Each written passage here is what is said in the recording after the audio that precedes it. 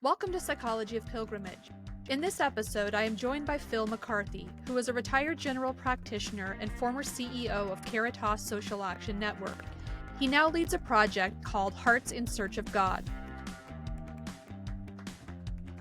It's nice to see you, Phil. Actually, it's nice to see you again. We've had an opportunity to meet first in Cambridge and then have a chat over Zoom at one point since then. I'm really looking forward to talking to you today because your experience and your interest and both your professional and personal experiences intersect with pilgrimage in really interesting ways, and certainly are intersecting with two very interesting facets of my work right now, which is the overall psychology of pilgrimage. Thus, we are on this podcast, and also post-World War I pilgrimages.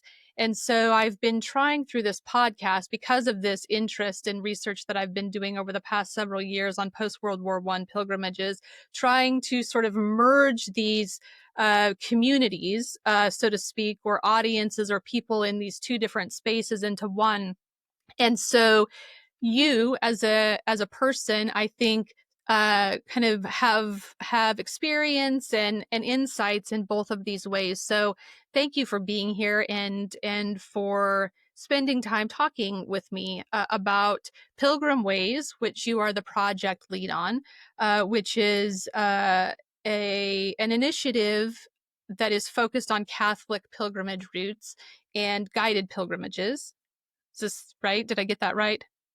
Not guided pilgrimages so much, Okay. but it's developing pilgrim routes within all the Catholic dioceses, but routes which are open to people of all faiths and none. But are underpinned by the Catholic tradition. Yeah, but within the Okay. Catholic tradition, yeah. Okay. And then also, so we're going to talk about Pilgrim Ways, and I'm very interested to hear how this started, because it is an outgrowth of your own pilgrimage experiences. Some of these pilgrimage experiences were across World War I battlefields, and in the Somme, you visited the grave of your great uncle while you were walking the Via Francigena. Is that how you say that, Via Francigena? I think you could say either way, Francigena or Francigena. Francigena. Wow, that sounds good. And then also during your walk to Istanbul, where you had the opportunity to visit Gallipoli, where your great uncle was wounded. So we've got Pilgrim Ways. We have pilgrimages that cross World War I battlefields where you have ancestral connections, and then also you are a retired physician, and so you have experience then in this health domain, which I'm very interested in, how pilgrimages can lead to greater health and well-being.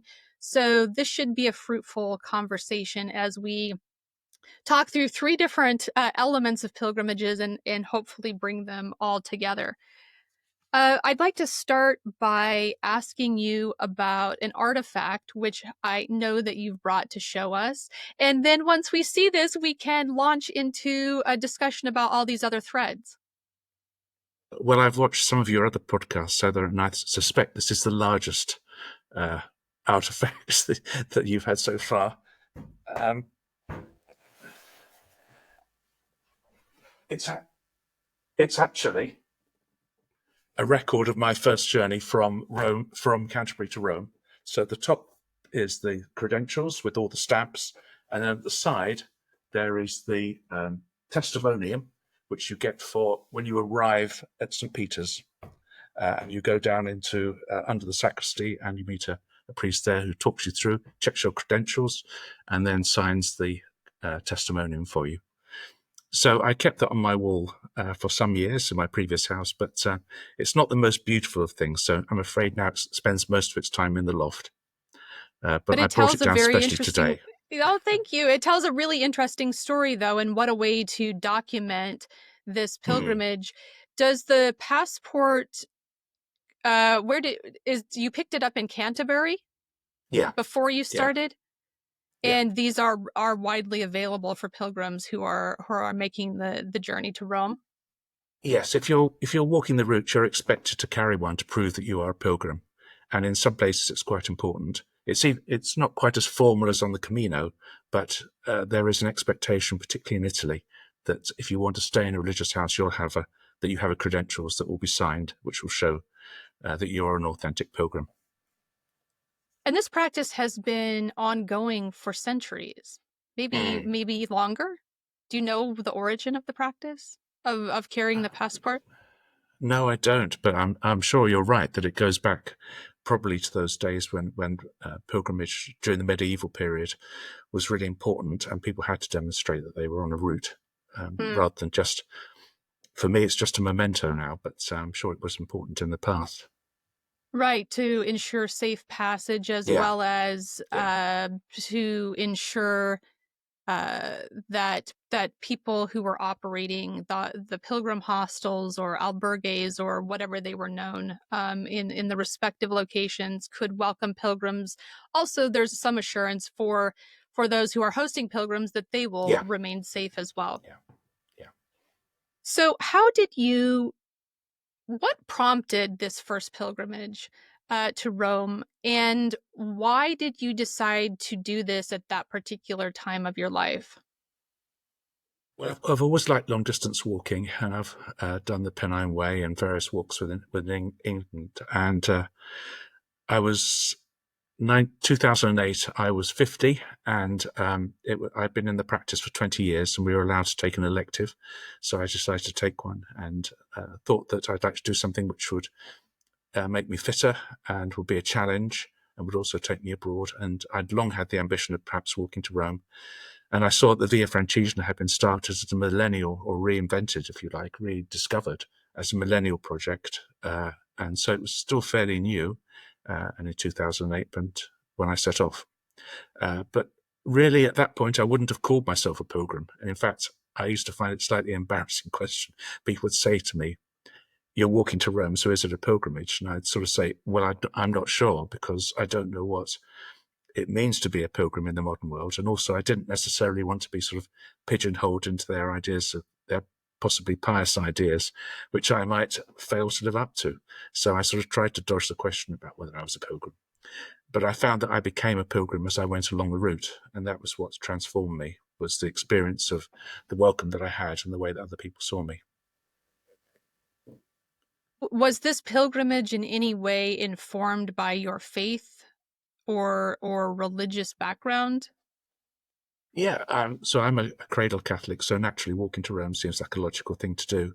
And it was a time, when the sexual abuse scandal was not breaking, but perhaps at its peak, and there was a lot of anger around towards the church, which I shared, and so it was a way of working through that and perhaps coming to a more mature understanding of religious faith. So yeah, I think I was walking off some anger. Well, walking is a good way to do that. It's certainly better Yeah. than punching someone. Um, Yes. so you leave Canterbury. You then did you take a ferry to France? Yeah.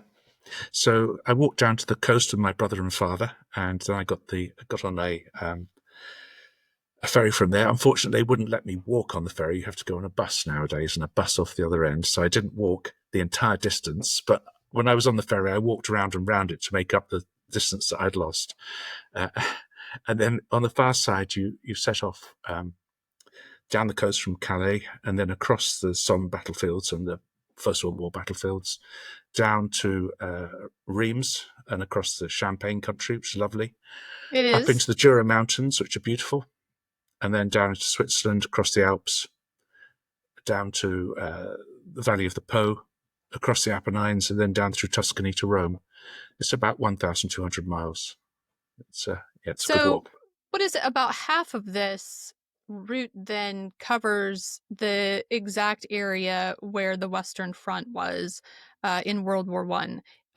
Did you intend to walk through the battlefields, or did this happen and it just sort of was something you found yourself in, or was it planned?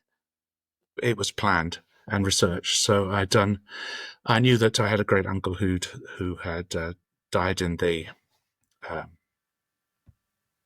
Battle for High Wood as part of the Battle of the Somme. So I particularly wanted to visit his grave and to walk through that battlefield. So I investigated where his regiment was deployed and where it worked and where the fighting happened.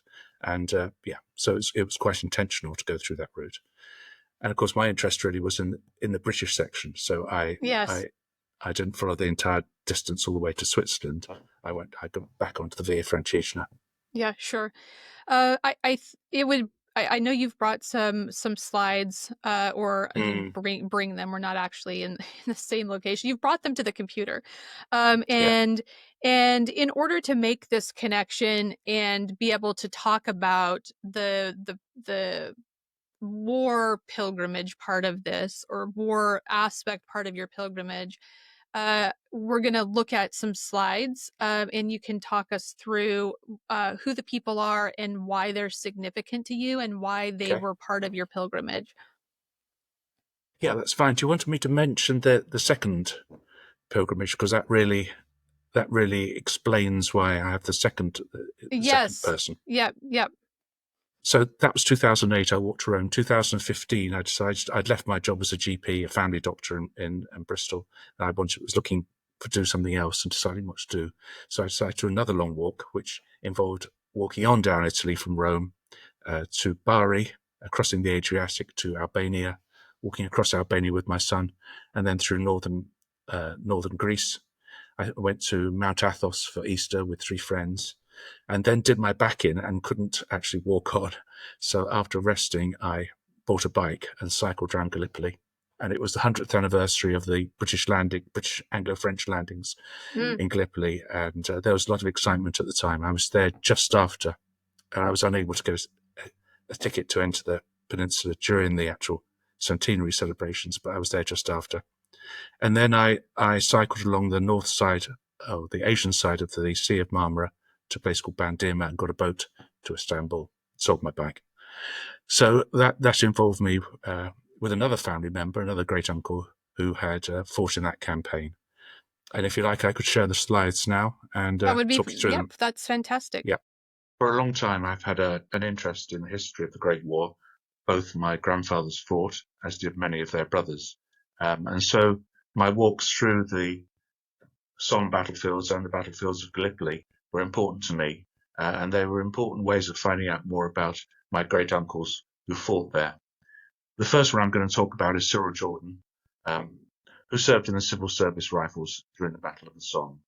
He was born in 1894 in Bow in East London, and in 1914, at the outbreak of war, he was a clerk in an insurance company, and he volunteered as a private soldier in the Civil Service Rifles, which was very much drawn from young men of his background. He was deployed to France, and on the 21st of May, he saw action at Vimy Ridge, and he wrote home. I still have his letters, fading now after 110 years, but still legible. He told his sister Nora about this battle, where he had seen soldiers on either side of him wounded. He'd experienced mustard gas, British barrage from behind him, and also been shelled. He later writes on a few days later about seeing reconnaissance aircraft overhead. On the 1st of July, the Battle of the Somme started, a disastrous day for the British Army with 60,000 casualties in one day. The Civil Service Rifles weren't involved on the first day, but they were in later fighting. And on the 15th of September 1916, they were part of the 47th Division, which attacked High Wood.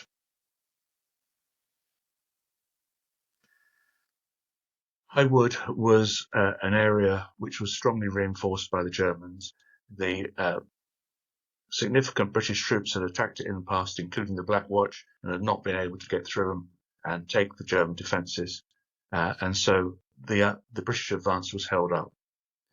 My walk, as you can see from the arrows, was from a sort of northeast to southwest direction, whereas the British were advancing in the opposite direction. So I walked back through the battlefield. When you get to the start of the battlefield at Caterpillar Valley, there is this wayside crucifix, which actually is still there today, as it was in 1916, and bears the wounds of the battle itself. There are shell holes and pieces of the metal knocked off. So it's a very poignant memorial. The civil service rifle stopped there at Crucifix Corner. I would expect that Cyril would have said a prayer, and they were all issued with rum in order to strengthen their resolve as they walked into Elgin Alley, which would take them towards the front, the communications trench. This is what they could see in front of them. High Wood was really a wood no longer, but it was extremely dangerous and well fortified. That day was an important day for the British Army. It was the first day that the British used tanks. 4 were deployed on this section, although unfortunately completely ineffectively. The son of the current Prime Minister, Asquith, was killed on this day, and a future Prime Minister, Harold Macmillan, was badly wounded. Cyril himself was killed, probably early in the battle, and was buried eventually at Caterpillar Valley Cemetery, which is nearby. His parents chose an inscription for his tombstone, which was, "Rest in peace, Jesus mercy, Mary help. Greater love hath no man than this," obviously, than to lay down his life for his friends. As far as I'm aware, no one had ever visited his grave. Certainly his parents never did, nor his brothers and sisters. But my parents did in the late 1980s, and told my grandmother about their visit. She was quite upset by this. It somehow made it real in a way that it hadn't been before. But she was consoled to hear and to see the photographs of what a beautiful place it is still today. When you walk past High Wood today, it's beautiful, full of wildflowers, but it's impossible to walk through it. It was never been cleared of unexploded ordnance, and there were many men who just disappeared on that day. Their remains have never been found, but whatever is left is still there in that wood. The second soldier I want to talk about is another great uncle of mine, Daniel Canty, who served in the Derbyshire Yeomanry. You can see him here on the left with his corporal stripes, his father seated, and his brother Bill, and his brother Jack in naval uniform on his right. He was born in Portsmouth to a naval family of Irish origin. Both his parents were Irish. But by 1911, he was living with his family in Elverston, where his father had become the night watchman on the local estate. 1914, he volunteered straight away for the Derbyshire Yeomanry with his great friend Charlie Garrett, and I have Charlie's reminiscences of that time. He was promoted to Lance Corporal, and in 1915, the Derbyshire Yeomanry were deployed to Egypt, where they retrained as infantry and then disembarked for Gallipoli. On the boat, Charlie and Daniel sat up on the deck and reflected that one of them might not well be coming back, and said that whichever was the lucky one would go and console the other's parents. Gallipoli was the brainchild of Winston Churchill. The idea was to break the stalemate on the Western Front by sending the British and French navies through the Dardanelles to bomb Istanbul, knock the Ottoman Empire out of the war, and to protect British and French interests in the Middle East. They initially tried just to force their way through the Dardanelles Straits, but the fire from defences on both sides was too much and they had to retreat. Consequently, they decided that landings would be necessary. The British landed on the peninsula and the French on the Asian side. So the British landed at the tip. The Australian and New Zealand Army Corps Anzacs landed at what is now known as Anzac Cove, but unfortunately neither of these landings made the progress which they hoped for due to very effective Turkish defence. So a last attempt was made in the August of that year at Suvla Bay, which you can see here at the top of the notched area at the top of the map. The landings did not go well. Many men jumped in the water onto shoals and then sank and drowned, but men did get ashore. and attacked the surrounding hills. Unfortunately, the order was to take the hills if possible. And the junior commanders who had not seen battle before decided that when they received fire, well, it wasn't possible, and retreated. Unfortunately, then the Turks were able to reinforce the defences very, very fast, and the British were penned down on the flat area around the Salt Lake. This is what conditions looked like. They were terrible. It was impossible to bury the dead, and they were stuck there with very little water or supplies for several months. Charlie Garrett was back at battalion headquarters, and one day he was very upset to see his dear friend Daniel Canty on sick parade. Dan told him, "I've got wounds and dysentery, they're sending me out." That was the last time that Charlie saw him. Daniel died on 6th of October in Alexandria and is buried there at Chatby Cemetery. I don't think that anyone apart from Charlie has ever visited his grave, but he is remembered in Elveston Ways there on the War Memorial listed there. And in 2015, I was really moved to be invited to attend a service in Elveston Church for all the relatives that they could find of the men who were listed on their War Memorial. And there was a wonderful display in their memory. And I was able to take my mum, who I think was his nearest relative. This is a picture from when I walked through in 2015. The Suvla base today is very, very quiet.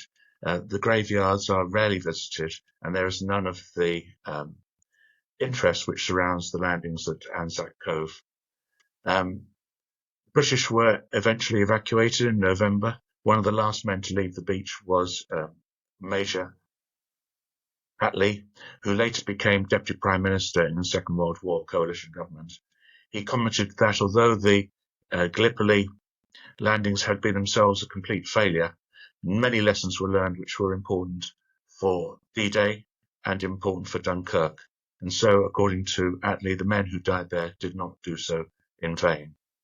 And I hope he's right.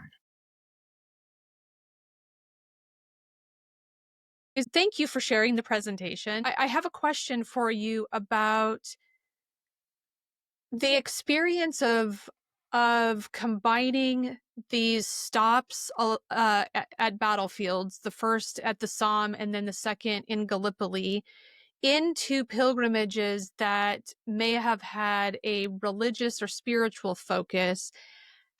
How did you conceptualize these two different types of experiences, or maybe they were seamless for you? I'm just thinking it would be helpful for listeners to be able to think about how very broadly there is this idea of pilgrimage and this set of practices, particularly within the Catholic tradition about pilgrimage. And then as part of that, you're visiting a site, specifically, let's talk about the Somme, as part of the religious pilgrimage. Yeah, for me, I didn't feel a conflict. And I would say that those sort of battlefield pilgrimages and a traditional Catholic pilgrimage have a lot in common. Perhaps not with the battlefield pilgrimage. There's not usually a route unless you walk something like the new way of the Western Front, which is being developed. But for most of the people travelling there in the immediate aftermath, it would have been to go straight to the graveyard to see the place. But traditional Catholic pilgrimage is usually associated with go to the site of a martyrdom, and they're also to visit the relics of a saint. So these are journeys which are about meaning and they're about purpose, and they're trying to understand, in the case of the if you like, the religious one, what the significance might be of that saint's life or that devotion for me now.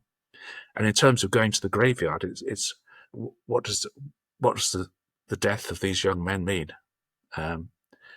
Was it just a waste? And what is their meaning of all this appalling death and slaughter that we've seen? And what can we learn from it? And what does it mean from the way that we should live now? So I see them as actually having a lot in common.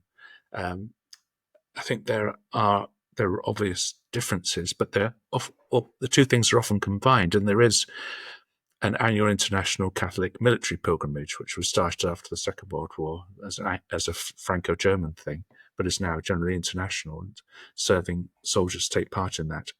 So there is that overlap and sense of, I think the two things are, in my mind at least, quite compatible. It seems like they come together at the grave site. Particularly, I was thinking about what is inscribed on your great uncle's grave. There's a scripture that is inscribed or alluded to in terms of laying down one's life for your friend. So there is a sense of an echo to a martyr kind of concept there. And so it seems like that also seeing these headstones with the messages either from the family or also from scripture, this also probably evokes some type of spiritual contemplation. Yeah. And I think if you're thinking of my main interest is going to British Commonwealth cemeteries, and I would say the thing that I find very attractive about them and spiritual about them is the lack of national flags. I really appreciate that, and the fact that they were from the start multi-nation, and that people are commemorated equally, and but they're also allowed some individuality. So people can choose the inscription to go on the grave. And although there is the cross of sacrifice, which represents the Christian majority, there's also generally an altar of sacrifice within the graveyard too, which represents people of all faiths and none.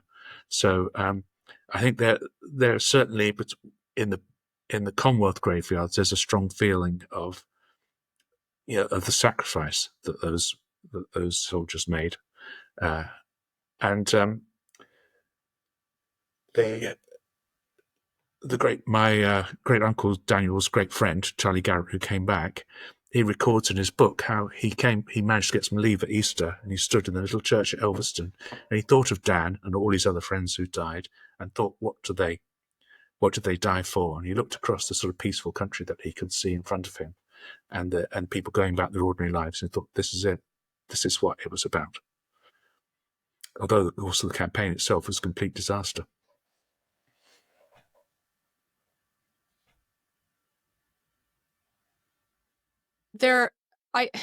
The inscriptions on the Commonwealth gravestones, I've talked in other podcast episodes about this. They're very moving, and the fact that the families were able to have some contribution and thought about what would be placed on the grave. I mean, many of them are absolutely heartbreaking, and speak to the personal relationship within the family. And I think that this is it's a beautiful part of the Commonwealth cemeteries, is to see these gravestones. And I do think that the inscriptions and the personal nature of the inscriptions evoke a certain level of contemplation about what is the meaning of war and what is it for. Yeah. Interestingly, my grandmother and her brothers and sisters and parents never visited. They never went. And when my parents went for the first time, my grandmother was by that time very old, in her late 80s, she was quite upset about it. It somehow made it real in a way that it had never quite been before.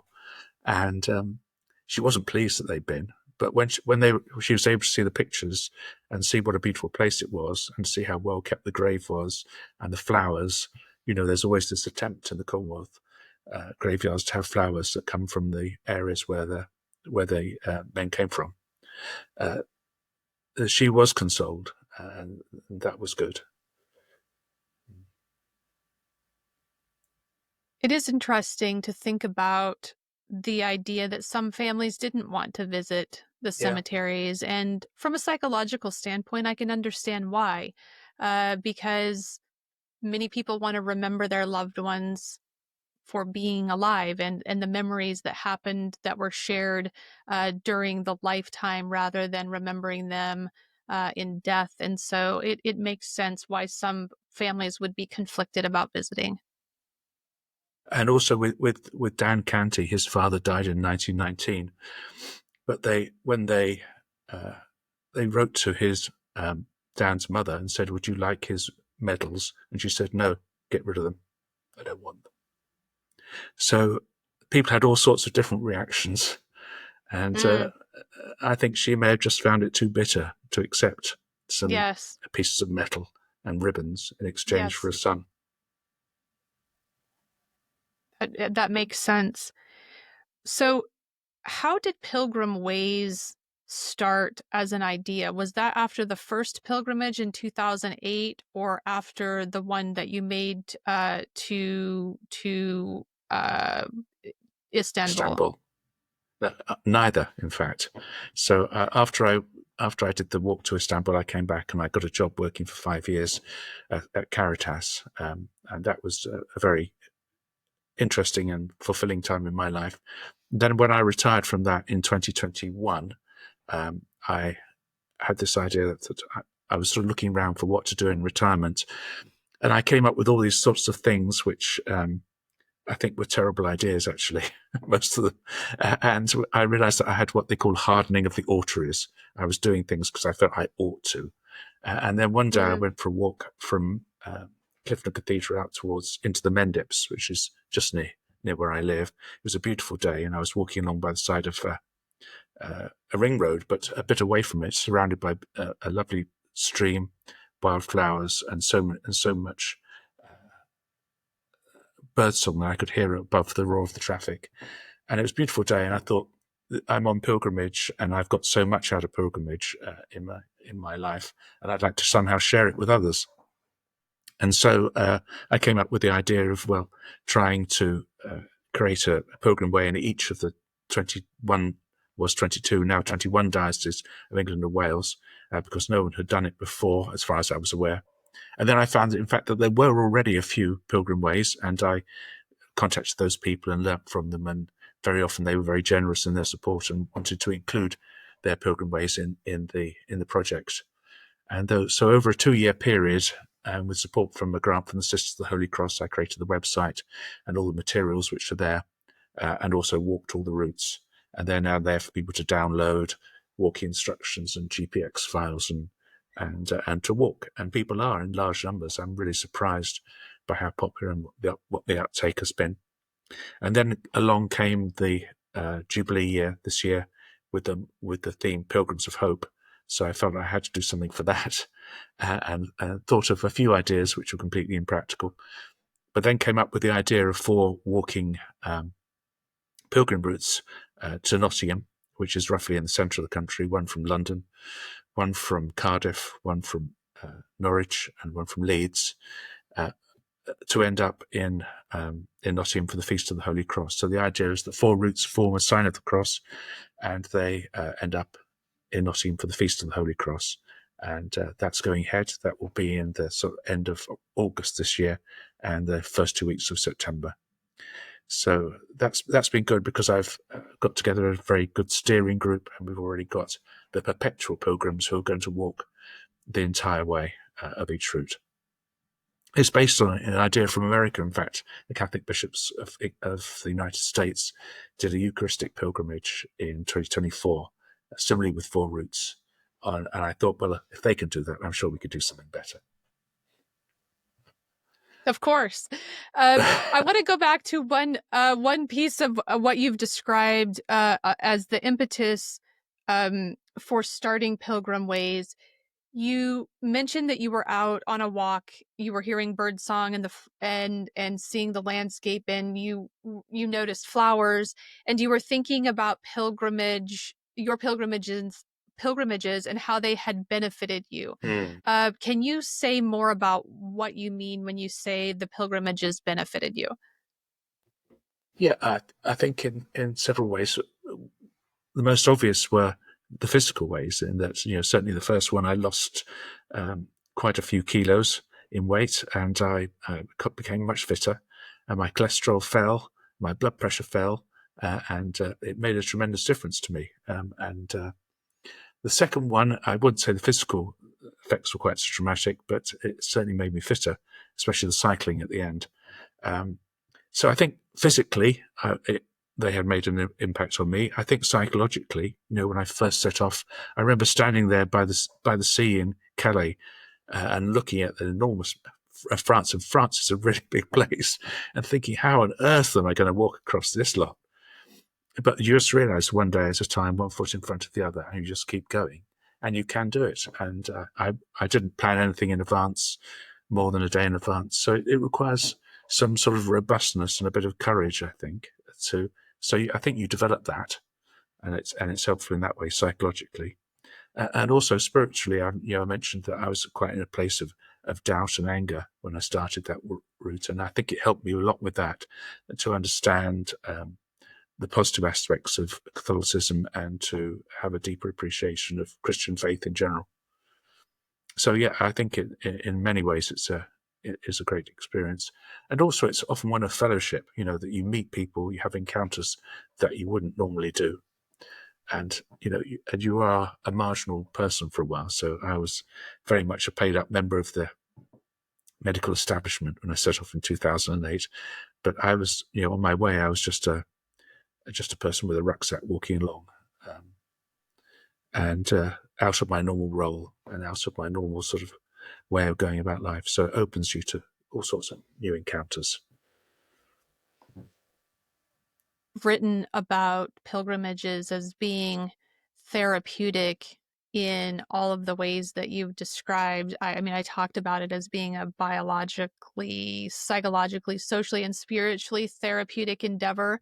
And really, the experience is greater than the sum of all of these parts, which I think is unique to pilgrimage. And I'm wondering if you have thoughts personally, but also as a retired physician, about, are there other activities that can have these types of holistic health benefits, or is pilgrimage something unique? I think long distance walking is great, of any sort, for whatever reason you do it. Going on a long distance walk has the the physical and psychological benefits that I've mentioned. But I think the difference, as you've implied there with pilgrimage, is that it can become a holistic experience where you reflect on meaning and purpose as well as the other things. And I think that for me is the crucial difference between a walking pilgrimage and just a long walk, just a tramp. It's that reflection on one's own meaning and purpose in life. I think that's the difference. And obviously, it's not, the pilgrimage is a universal phenomenon. It's not just Christianity, or absolutely important in so many right. religious traditions. Can you say more about what it means to be a humble pilgrim, reliant upon the hospitality of other people, and how that shapes one's spiritual life, or there's also a psychological benefit? Well, there's a physical benefit, I guess, too, because of being brought into safe shelter and having one's meals provided, and this type of thing. If I'd like to hear more about that. Yeah, I think there's two ways. One is about the elements. When you see someone walking along, they look independent, they look autonomous, and that's the sort of myth of our society, is that everyone is like that. But of course, as we know, we're not. We're all frail, vulnerable people, and when you're doing a long distance walk, you're acutely aware of how vulnerable you are to the elements. There are dangers and difficulties along the way. But you also become aware that there's no point in moaning about the steep climbs or the rain, because it's just going to happen anyway. So it leads to a sort of acceptance, and which I think can open you up to a sense of awe of just the sheer wonder of the universe. And I certainly think you get that when you walk through the Alps. It's extraordinary, and that was a really wonderful part of it. And then the second part of that vulnerability is that being dependent on others. You know, that you're dependent on the random kindness of strangers, and that people will often help you wouldn't expect, or invite you into their homes, give you a meal, and all those sorts of encounters are amazing. Also staying in the various religious houses and parishes along the way, you know, receiving such good welcome. I remember staying in a parish just north of Rome, and the parish priest said to me, "Here's the Pilgrim money box." And I said, "Don't worry, Father, I'll put some in when I go." And he said to me, "You've completely misunderstood me." He said, if you have any money, you could put some in. If you haven't got any money, don't bother. If you need some money, then just take it out. And this was his approach. So it was an approach about gratuity, and not about living in the sort of paid environments that mostly we do. So it really steps outside the economic system as well, and it's quite subversive towards that. You know, we don't have to live in these very transactional societies. Things can be more relational, can be different. What are you hoping will happen with Pilgrim Ways? Well, it's a contribution to the revitalisation of walking pilgrimage in England and Wales. You know, when it got to the Reformation, walking pilgrimage came to an end. We lost our shrines, we lost the infrastructure that supported it, and for several hundred years, there was very little. And so this is, I like to think that I'm repairing some of the damage done by Henry VIII and Thomas Cromwell. So I see it in that broader historical sweep. I'd like to hope that particularly young people will be encouraged to walk, particularly following the pandemic, where people were cooped up for so long. So I think it's a really important thing to get out there and back in direct contact with the real world and with real people, rather than doing what we're doing all the day, being on our screens.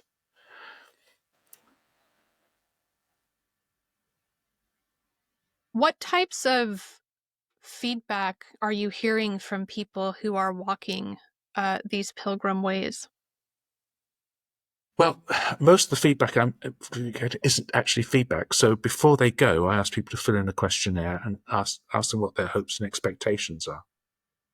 And I get quite a lot of information from that. And there's a wide spectrum. Some people are going for purely physical reasons, some for purely psychological or spiritual reasons. So there's a whole diversity.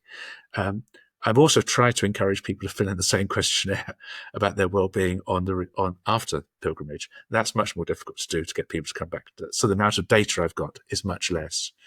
But once again, it's a whole spectrum. I haven't had anyone who's come back to me yet and said, that was a terrible experience, I wish I'd never gone.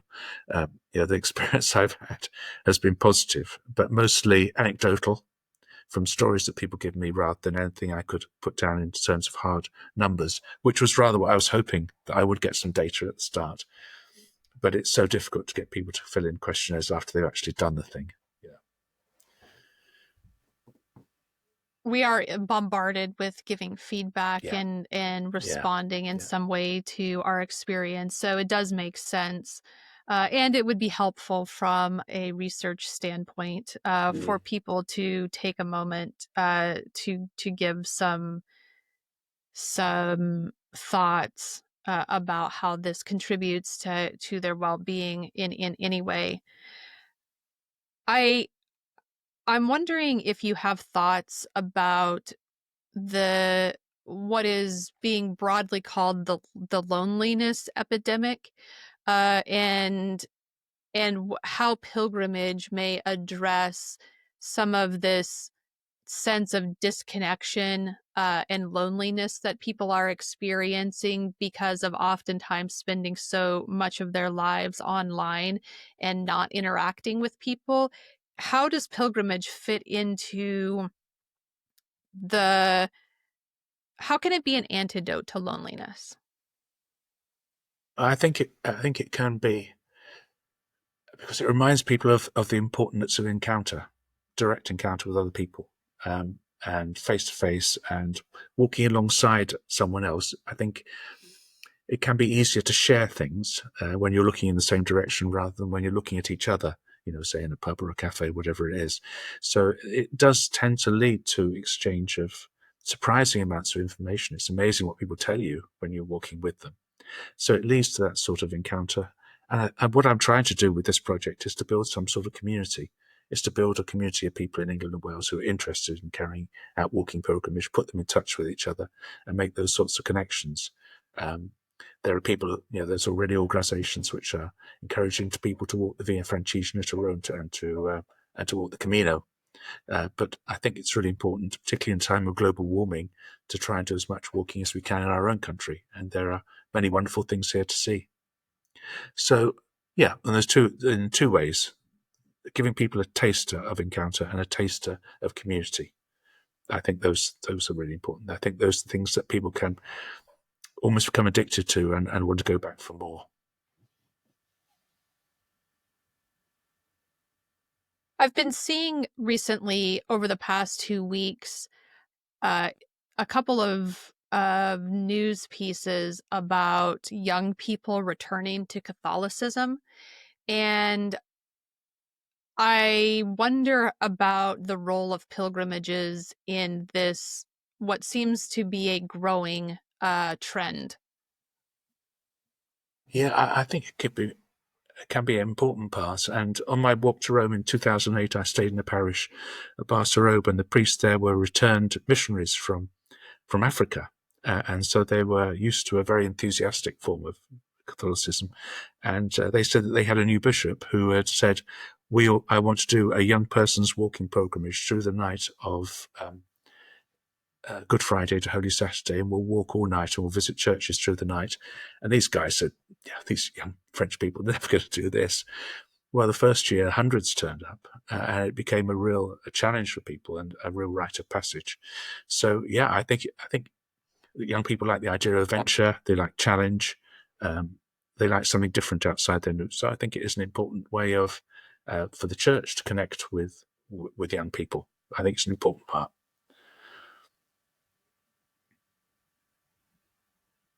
Since you are a retired physician, and I have a growing interest in social prescribing, which is new to me, but it has been Yeah. practiced for some time in the UK, I want to hear your thoughts about this, and also about how pilgrimage may be part of this movement. Okay. So I'm not a fan of social prescribing, so I must say that first. I'm all in favour of doctors and other clinicians suggesting things to people which are, not medical interventions. Saying that, suggesting that you need to do more walking, you need to do, join a choir. Any of those things I think are really, really good. What I'm rather allergic to is the idea of turning that into a prescription. I think it medicalizes what is essentially a social intervention, which is best framed as a social intervention rather than framed as a medical intervention. And that's the way I think. I think prescriptions are for pills; they're not for pilgrimages. That would be my view. And my experience of social prescribing, and this was some time ago, was that it involved an enormous amount of bureaucracy for doctors filling in forms. It put barriers in places of people getting access to things that they would have done easily and otherwise. And really, an informal suggestion to someone that they do more exercise is more important and more significant than filling in a great long form. But that may be me being slightly jaded I do think that from my experience. when people are told to do something, it takes away some of the agency in decision making, and sort of the impetus then becomes they have to, or they must, or they should do something, rather than seeking out opportunities that feel connected to flourishing and thriving and inspiring. It can become a burden.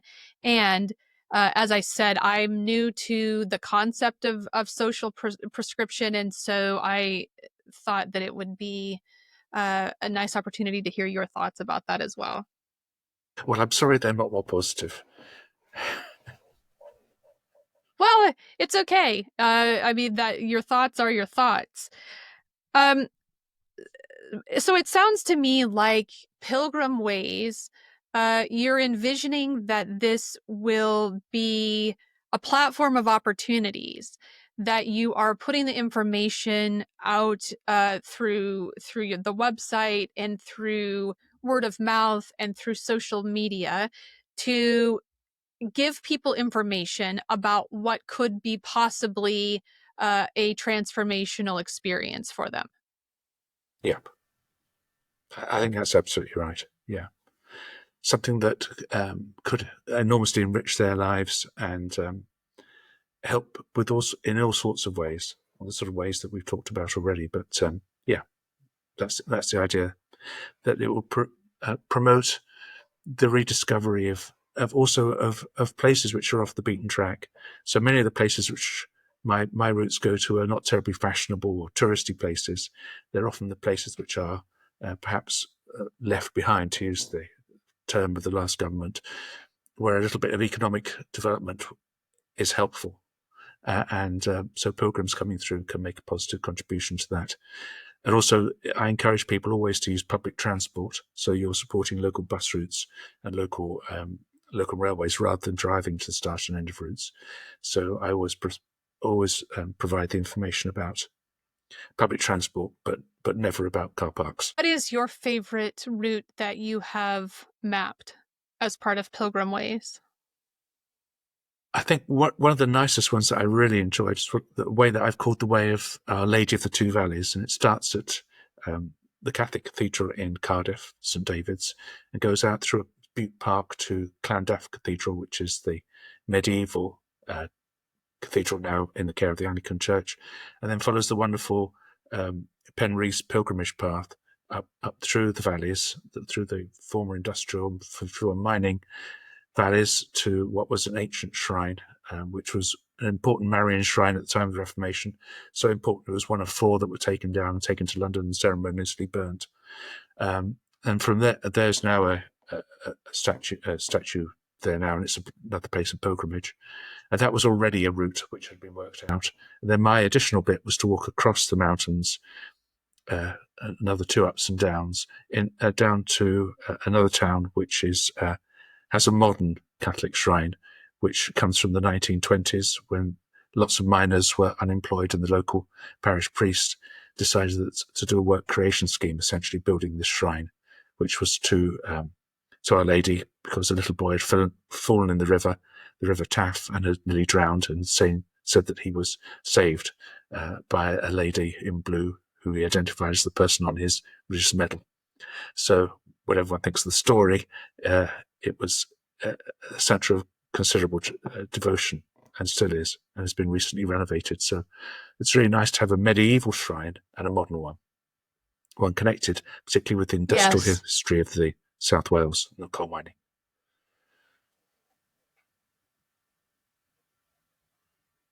I've got a final thought about, or a final question about integrating Catholic pilgrimage with World War I or post First World War pilgrimage aspects and health.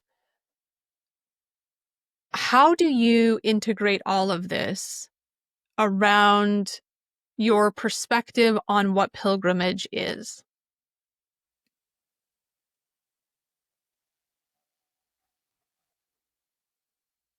For me, pilgrimage is the fundamental thing is about meaning and purpose in life.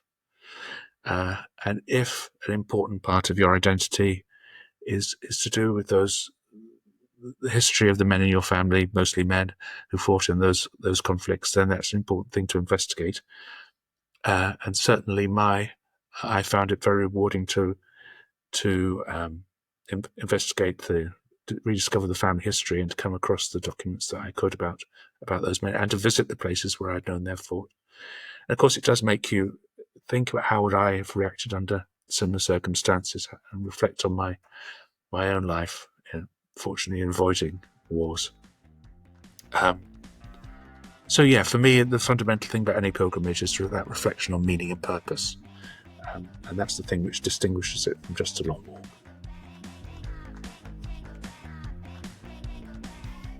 Thank you for for that, and thank you for taking the time to speak with me today about all of the different facets of your pilgrimage experiences and what you have decided to do with these experiences in the form of Pilgrim Ways. Very much. Well, thank you for inviting me. It's been great talking to you.